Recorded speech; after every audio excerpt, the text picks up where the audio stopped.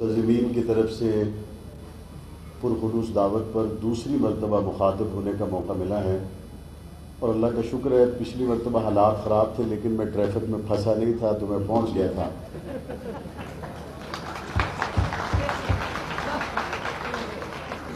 تو جو پھنسنے کی وجہ سے رہ گئے تھے میں ان کو خوش آمدید کہتا ہوں، اور آپ تمام شہر کے وہ لوگ ہیں جن سے ہمارے شہر کی رونقیں ہیں اور ہمارے شہر کی خوبصورتی ہے۔ میں نو منتخب صدر محترم جناب کمانڈر سہیب فاروق صاحب کو منتخب ہونے پر مبارکباد پیش کرتا ہوں، اور اگر آج کی اس محفل میں اس بوڑھے کا تذکرہ نہ کروں، میرے جملے پہ غور کیجئے گا، ویلکم کرتا ہوں اور ان کو خوش آمدید کہتا ہوں، اور بالخصوص عالم اسلام کی عظیم شخصیت قائد اہل و سنت علامہ محمد احمد لدھیانوی صاحب تشریف فرما ہیں۔ میں چند ضروری باتیں عرض کروں گا۔ ہم نے کوشش کیا کرنی ہے، آپ کے ذمہ کاروبار کرنا ہے، اور میری ذمہ داری کیا ہے؟ میری ذمہ داری یہ ہے کہ میں یہاں کے کاروباری طبقے کو اپنے سیاسی اثر و رسوخ کے ذریعے جس قدر پروموٹ کر سکتا ہوں مجھے کرنا چاہیے، یہ میری سیاسی ذمہ داری ہے۔ لیکن میں یہ سمجھتا ہوں کہ صرف یہ کافی نہیں ہے کہ ہم ایک اچھا سا پروگرام کریں اور اس میں اکٹھے ہوں اور اس کے بعد ہم ایک اچھا سا کھانا کھائیں اور اس کے بعد گھر چلے جائیں۔ اور مجھے اس بات کا اندازہ ہے کہ چیمبر کے جتنے بھی ذمہ داران ہیں وہ تمام ہی تعمیری سوچ کے حامل ہیں۔ وہ مختلف شعبۂ زندگی میں جو تکلیف میں مبتلا لوگ ہیں ان کو اوپر لانے کے لیے ہمیشہ سے کوشش کرتے ہیں۔ تو میری ایک تو اس پروگرام کے حوالے سے دو تجاویز ہیں، اور اگر ان دو تجاویز کو چیمبر کے ذمہ داران مناسب سمجھیں تو اپنی ہونے والی میٹنگ میں لکھ لیں، تو میں سمجھتا ہوں ہمارے شہر کے بہت سے مسائل حل ہو سکتے ہیں۔ پہلی بات تو یہ ہے کہ یوسف شاہ روڈ پر ہمارے جو چیمبر کے دوست ہیں ان کا ایک دفتر ہے۔ میرا یہ مشورہ ہے کہ اس دفتر کو ہم جھنگ جاب بیورو کے لیے استعمال کریں۔ اس کا فائدہ کیا ہوگا؟ یہاں پہ پارلیمنٹیرین بیٹھے ہوئے ہیں، ان تمام کے گھروں کے اندر جتنے بھی پبلک آفس بنے ہوئے ہیں ان میں ڈھیر لگے ہوئے ہیں جو نوجوان سیویاں دے کے جاتے ہیں کہ جی ساڈا کدائیں ڈیلی ویجز تے ہوئے تے بچہ رکھا دے، بڑے حالات خراب ہیں۔ وہ جو آنکھوں سے آنسو نہیں سوکھتے اور غریب بچے اپنی سیویاں اٹھا کے گھوم رہے ہیں۔ اب جو میرا ووٹر ہے وہ میرے پاس آئے گا، جو میرا مخالف ہے، تو کیا مخالف ووٹ دینے والے غریب کو یہ حق حاصل نہیں ہے کہ اس کے گھر میں چولہا جلے؟ کیا مخالف ووٹ دینے والے کو یہ حق نہیں ہے کہ ہم اس کے روزگار کی فکر کریں؟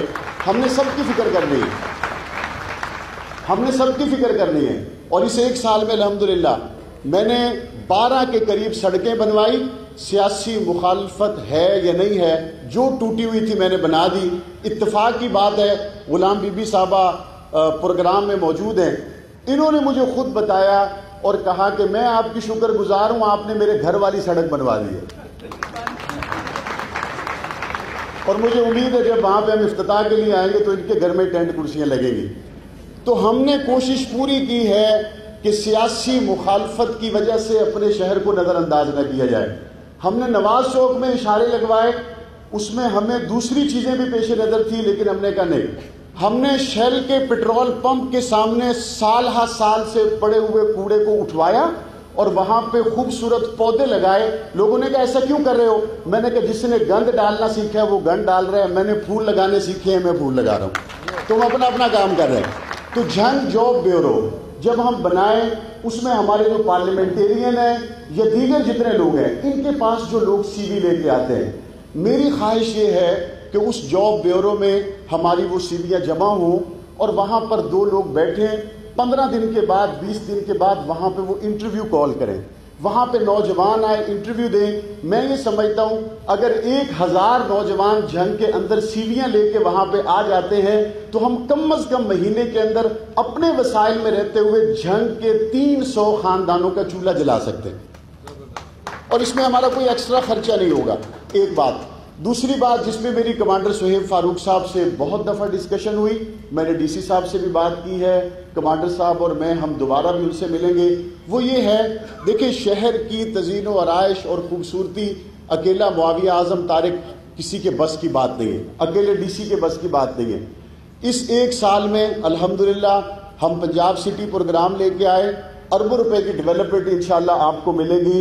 اس ایک سال کے اندر سوئی گیس کے بعد، میرے والد صاحب جھنگ میں سوئی گیس لے کے آئے تھے، میں یہ سمجھتا ہوں سوئی گیس کے بعد جھنگ کا سب سے بڑا کام یونیورسٹی آف جھنگ تھا۔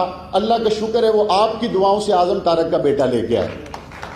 ہم نے کوشش کی ہے کہ جو بچیاں یہاں سے فیصل آباد اور لاہور جاتی تھی، اس کے راستے میں روڑے اٹکانے والوں کو ہم نے بار بار کہا، میں نے کہا دیکھو اگر یہاں پہ ڈاکٹر یاسمین راشد صاحبہ کو ہم نے بلایا اور انہوں نے 6 مہینے کے اندر اندر ٹی بی ہسپتال کو مکمل کرنے کا اعلان کیا، بہت سے لوگوں کو تکلیف ہوئی، میں نے کہا وہاں پہ صرف میرے مریضوں نے تو نہیں جانا، اگر ٹریفک لائٹس لگنے کی وجہ سے روڈ ایکسیڈنٹ سے آپ بچیں گے تو وہاں سے صرف میرے بچے تو نہیں بچیں گے، اگر یونیورسٹی آف جھنگ بچ جاتی ہے تو کیا صرف میرے ووٹر سپورٹر کے بچوں نے فیصل آباد اور گجرانوالوں کے دھکوں سے بچنا ہے؟